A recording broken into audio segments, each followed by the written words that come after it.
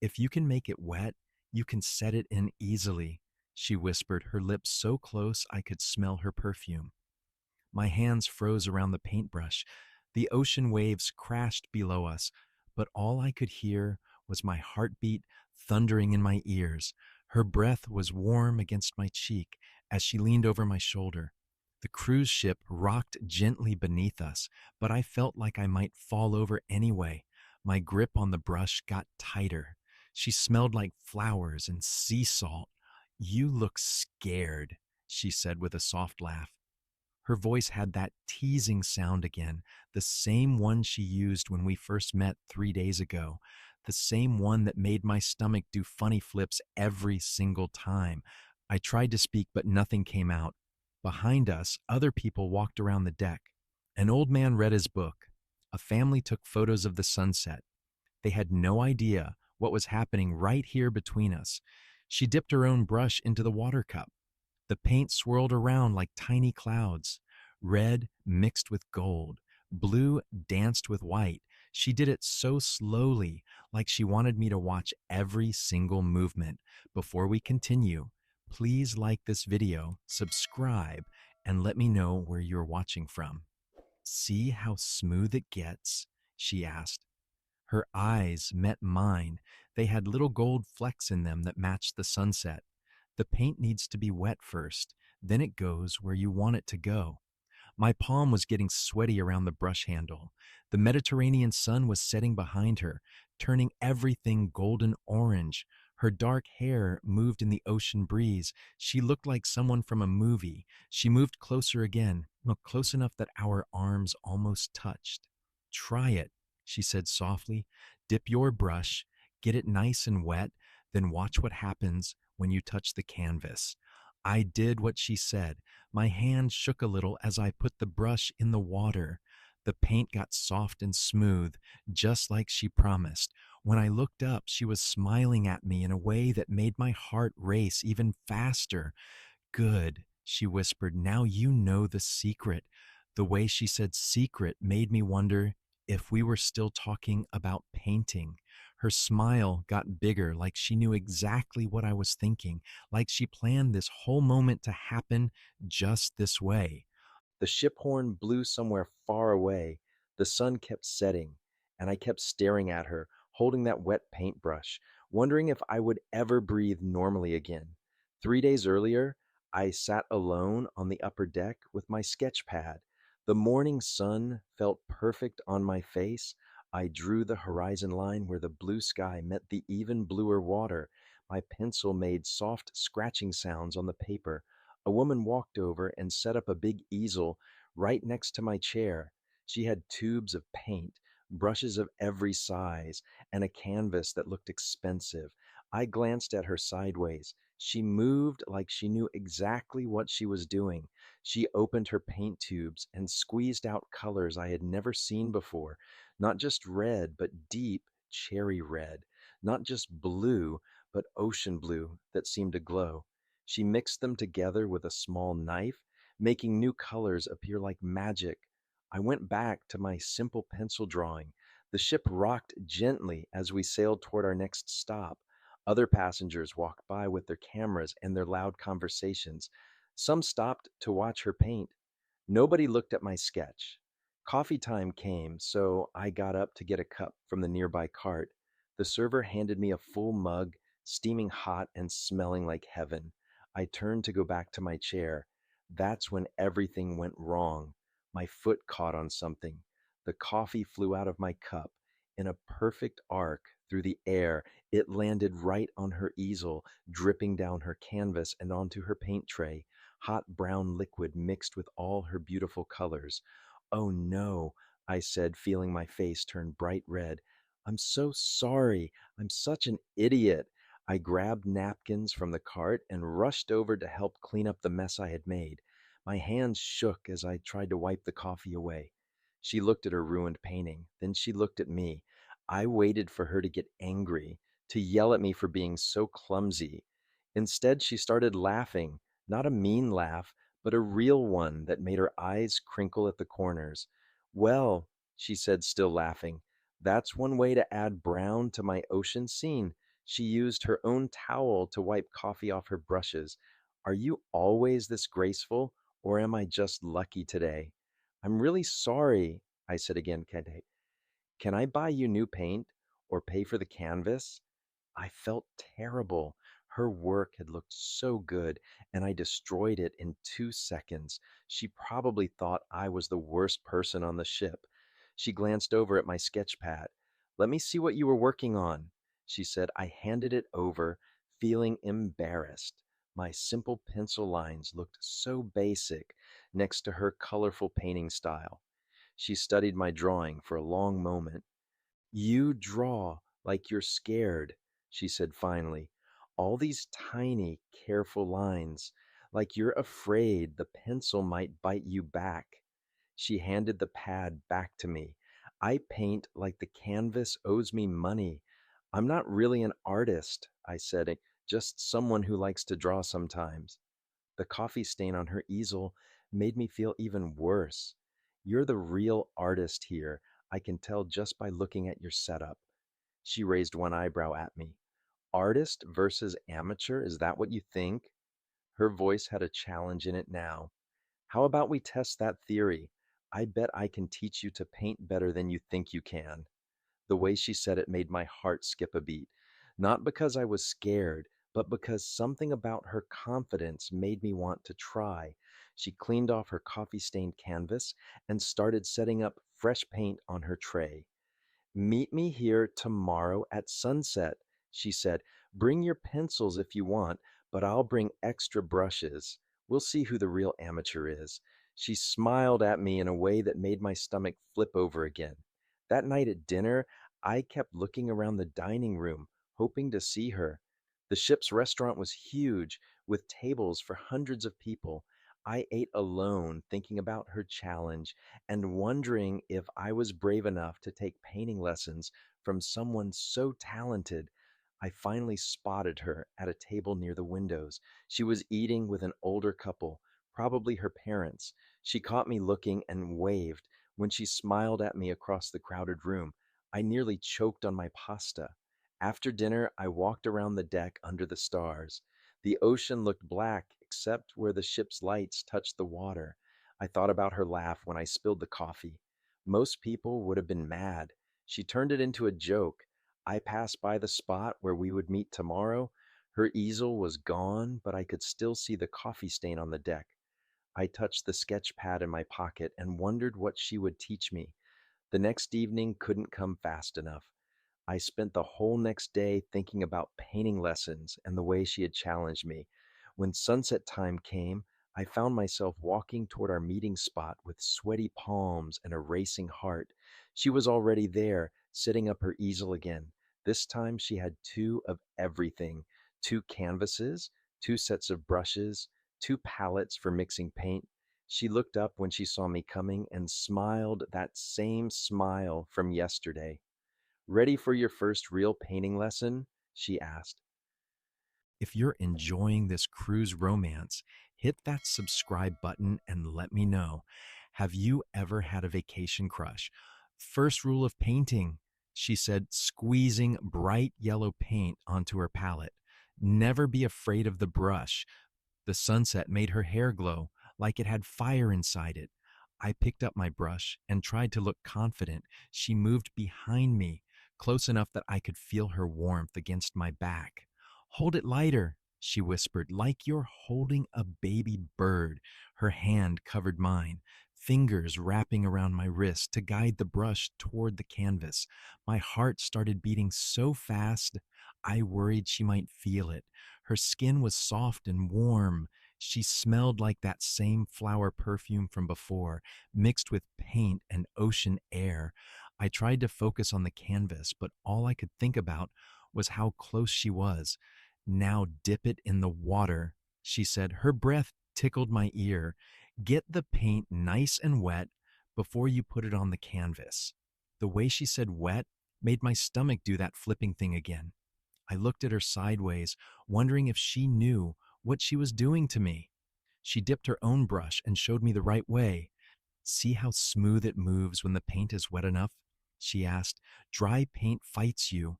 Wet paint wants to help you. Her eyes met mine and held them for just a moment too long. An older woman walked by with her husband, both of them carrying cameras. They stopped to watch us paint. The woman smiled and said something to her husband about young love. I felt my face get hot with embarrassment, but she just laughed and kept painting. Don't mind them, she said softly. Focus on your canvas. Focus on me teaching you. The way she said focus on me made my hand shake a little. The brush wobbled as I tried to make a straight line across the canvas. More people stopped to watch as the sun got lower in the sky. A family with 3 kids pointed at our paintings and talked in a language I couldn't understand. A couple about our age stood nearby, the girl whispering to her boyfriend about how romantic it looked. You're getting tense again, she said. Her hand touched my shoulder and squeezed gently. Breathe. Let the brush do the work. I tried to breathe normally, but having all these people watch us made everything feel more intense, more real, more like something was actually happening between us. The painting lesson lasted until the sun disappeared into the ocean. My canvas looked messy compared to hers, but she said I was learning fast. Same time tomorrow? She asked as we cleaned our brushes. I nodded, not trusting my voice to work properly. That night, I couldn't sleep. I kept thinking about her hand on mine, her voice in my ear, the way she looked at me when she thought I wasn't paying attention. I went out to the deck around midnight, hoping the fresh air would help me relax. She was there too, leaning against the rail and looking at the stars. Can't sleep either? She asked when she saw me. The moon made everything look silver and magical. We stood next to each other, watching the water foam up where the ship cut through it. I keep thinking about painting, I said. It was partly true, about how different it feels from drawing, more alive somehow. She turned to face me, and the moonlight made her eyes look almost white, like she could see right through me. Tell me something real about yourself, she said, something you don't usually tell people you just met. The question caught me off guard. Most people talked about safe things like jobs or hobbies. She wanted to skip all that and go straight to the deep stuff. So I told her about my mom, how she died when I was 16, and how I started drawing because it was the only thing that made me feel better. She listened without trying to fix it or make it less sad, just listened like my words mattered. Then she told me about her dad leaving when she was 12 and how she started painting angry red and black canvases until her mom signed her up for art classes. Turns out angry painting is still painting, she said with a small smile. We talked until almost 2 in the morning about dreams and fears and all the places we wanted to travel someday. When we finally said goodnight, she touched my hand for just a second before walking away. Her fingers were cool from the ocean air. The next day brought another painting lesson. This time she stood even closer, her hand staying on mine, longer than it needed to. When I got paint on my shirt, she reached over and tried to wipe it off. Her fingers brushed against my chest through the fabric. There, she said, but she didn't move her hand away right away. Good as new. I looked down at where her hand was, then back up at her face. She was looking at my mouth. For just a second, I thought she might kiss me right there on the deck, but then a group of teenagers walked by, laughing and taking pictures of everything. The moment broke and she stepped back with a shy smile. We should keep painting, she said, but her voice sounded different, softer, more careful. Each day, the lessons got longer. Each day, we stood closer together. Each day, I felt more awake around her, like someone had turned up the brightness on everything. She would fix my collar when the wind messed it up. I caught her arm when she stumbled over a coil of rope. Every touch felt like a small electric shock. Every smile felt like a secret just between us. Every laugh made me want to make her laugh again and again until the cruise never had to end. But it was going to end. On day 5, I realized we only had 3 more days left before the ship reached its final port. 3 more days of painting lessons and midnight talks and pretending we were just friends when everyone could see we were falling for each other. Time goes too fast on vacation, she said during our lesson that evening. She was mixing purple paint, but her eyes looked sad. Real life always comes back too soon. The way she said it made me think she was feeling the same thing I was feeling. 3 more days. Then what? Would we exchange phone numbers and promise to stay in touch? Would we go back to our regular lives and slowly forget about each other? Would this whole thing just become a nice memory that got smaller and smaller until it disappeared? I tried not to think about it, but the knowledge sat in my chest like a heavy stone. Every moment with her felt precious now. Every smile, every laugh, every accidental touch. I was already missing her, and she hadn't even left yet. Are you feeling this tension? Comment below what you think happens next. Our last night came too fast. The ship would reach port tomorrow morning, and everyone would go home to their real lives. I found her on the deck after dinner, setting up her easel in our usual spot. The area was empty except for us. "One more lesson?" she asked, but her voice sounded different tonight, quieter, more serious. The moon was full above us, making the water look like liquid silver. No other passengers walked around this late. We had the whole deck to ourselves. She squeezed out paint onto her palette, but her hands moved slower than usual, like she was trying to make everything last longer.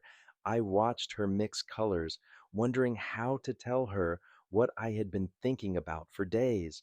"What should we paint tonight?" I asked. My own voice came out rough and nervous. She looked at the blank canvas, then at me. The moonlight made her skin glow like she was made of starlight instead of regular person parts. "How about we paint something together?" she said. "One canvas, both of us working on it at the same time." She handed me a brush, and when our fingers touched, neither of us pulled away. We stood there for a moment, just looking at each other. She dipped her brush in blue paint and made the first mark on the canvas, a curved line that looked like a wave. I added yellow next to it, like sunshine on water. We painted without talking, adding colors and shapes that somehow worked together perfectly. My hands shook a little as I painted, not because I was nervous about the art, but because every few minutes her arm would brush against mine. Every time she leaned closer to see what I was doing, I could smell her perfume mixed with sea air. "Can I tell you something?" I said suddenly. The words came out before I could stop them. She looked up from the canvas, her brush still in her hand. "Something I probably should have said days ago?" She nodded, but I could see her holding her breath, waiting. My heart was beating so loud, I wondered if she could hear it over the sound of the waves below us. This was it. No going back after this. "I didn't come on this cruise to learn how to paint," I said. The words felt huge in my mouth. I mean, I wanted to learn, but that's not why I kept coming to these lessons. I kept coming because of you. Her eyes got wider. She set down her brush and turned to face me completely. "What do you mean?" she asked, but I could tell she already knew. The way she looked at me, like she had been hoping I would say something like this. "I mean, I think about you all the time," I said. "When we're not together, I count the hours until our next lesson. When we are together, I don't want it to end. I think about your laugh and the way you smell like flowers and the way you make everything feel more colorful." She was quiet for a long moment. I started to worry that I had said too much, too fast. Maybe she just wanted to be friends. Maybe I had read all the signals wrong. Maybe I had just made everything awkward and weird. "I have something to tell you too," she said finally. Her voice was so soft, I had to lean closer to hear her. "I've never taught anyone to paint before. I don't usually talk to strangers on vacation. I keep to myself and paint alone and go home without talking to anyone new." She took a step closer to me, close enough that I could see the gold flecks in her eyes again. "But something about you made me want to break all my rules. From that first day when you spilled coffee on my canvas, I couldn't stop thinking about you either. My heart felt like it might explode. She liked me too. All those moments when I thought I was reading too much into her smiles and touches, I had been right. She felt it too. This electric feeling between us, this pull that made everything else disappear. So, what do we do now? I asked. She was standing so close now that if I moved just a little bit, I could kiss her. The thought made my whole body feel warm and nervous and excited all at once. I don't know, she whispered. I've never felt like this before. She looked at my mouth, then back at my eyes. Have you? I shook my head. This was new territory for both of us, scary and wonderful at the same time. I reached up and touched her cheek. Her skin was soft and warm under my fingers. She closed her eyes and leaned into my touch. This was really happening. After all the wondering and hoping, this was really happening between us. Can I kiss you? I asked. She opened her eyes and smiled, not her teasing smile from the painting lessons, but a real smile that made her whole face light up. She nodded, and I started to lean closer. The ship's horn blew three long, loud blasts right above our heads. We jumped apart, both of us laughing and breathing hard. The captain's voice came over the speakers, announcing our arrival time at the final port, reminding everyone to pack their bags and be ready to leave tomorrow. Perfect timing, she said, but she was still smiling, still looking at me like I was the best thing that had happened to her on this whole cruise. The announcement ended and the deck got quiet again, just us and the moon and the painting we had made together. This time, I didn't ask. I just leaned in and kissed her. Her lips were soft and warm and tasted like the mint tea she drank after dinner. She kissed me back, her hands coming up to touch my face, the same way I was touching hers. The kiss lasted forever and no time at all. When we finally pulled apart, we were both breathing funny. She rested her forehead against mine, and we stood like that for a while, just holding each other and trying to catch our breath. Look what we made, she said, pointing at our canvas. In the moonlight, our painting looked like magic. Blue waves mixed with golden sunshine, purple clouds dancing with green water, colors that shouldn't have worked together, but somehow looked perfect side by side. It looks like us, I said, it different, but good together. She laughed and kissed me again, softer this time, like she was memorizing how it felt, like she wanted to remember this moment forever. I don't want tomorrow to come, she said against my lips. I don't want this to end. I held her tighter, wishing I could stop time, wishing we could stay on this deck forever, painting and kissing and pretending the real world didn't exist. It doesn't have to end, I said. We can stay in touch. We can visit each other. We can make this work. She looked at me with hope in her eyes. I live 2 hours from you. That's nothing. We can see each other every weekend if you want. Every weekend? She asked. You would drive 2 hours just to see me paint? I laughed and spun her around right there on the deck. When I put her down, she was giggling and her hair was messy, and she looked more beautiful than ever. I would drive 10 hours just to watch you hold a paintbrush. I said I would learn to paint murals if it meant spending more time with you. I would do anything to make this work. Morning came too soon. The ship's horn woke me up at 6, announcing our arrival at the final port. Through my small window, I could see the harbor getting closer. Other passengers were already packing their bags and getting ready to leave. I found her on deck an hour later, standing at the rail and watching the port workers prepare to help us off the ship. She had changed into regular clothes instead of her painting outfit. Somehow that made everything feel more real, more final.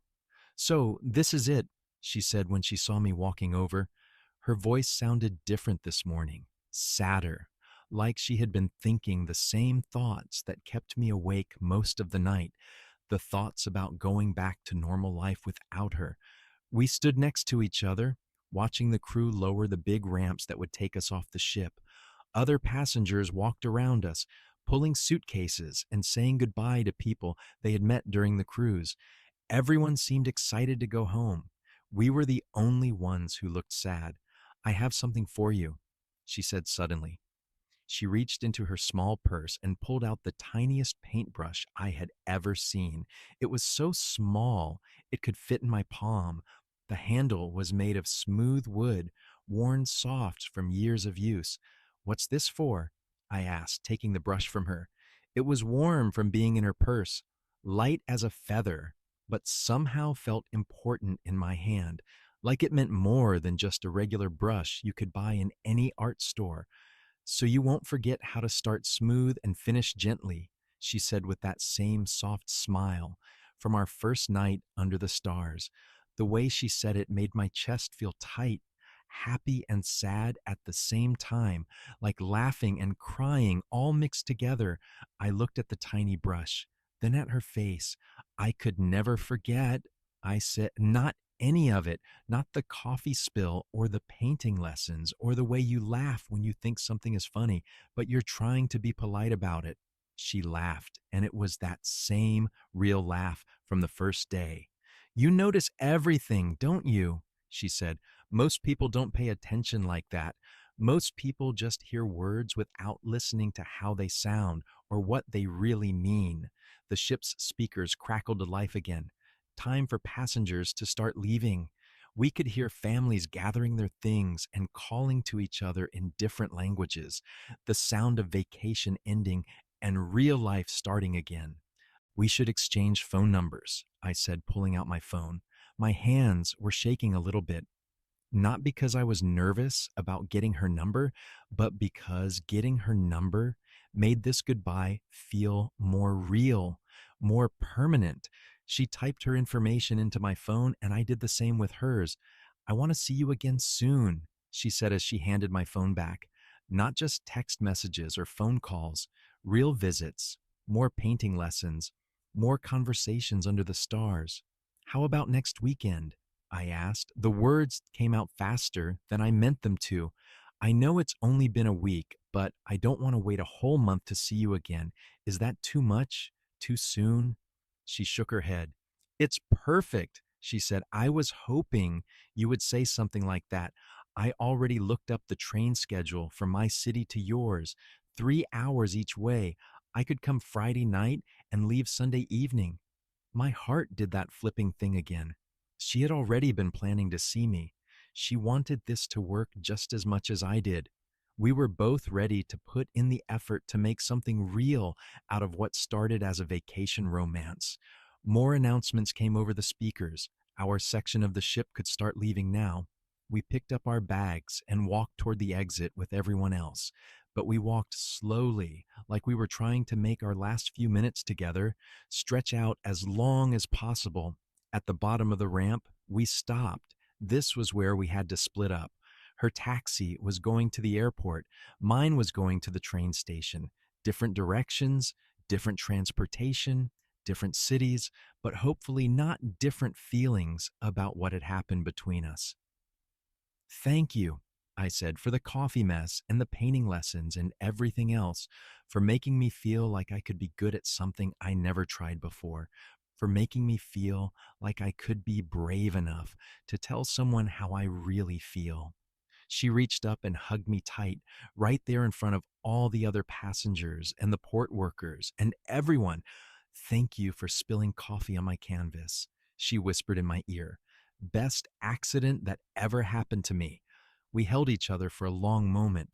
I tried to memorize how she felt in my arms, how she smelled like flowers and paint and ocean air, how perfectly she fit against me, like we were made to stand exactly like this. "See you Friday?" she asked when we finally let go. I nodded, not trusting my voice to work right. She picked up her bag and walked toward the line of taxis.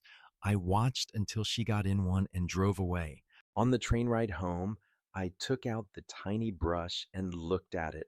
Such a small thing, but it felt like it contained our whole week together. All the painting lessons and late night talks and the way she made me feel like I could do anything. I thought about how different I felt now compared to when I got on that ship.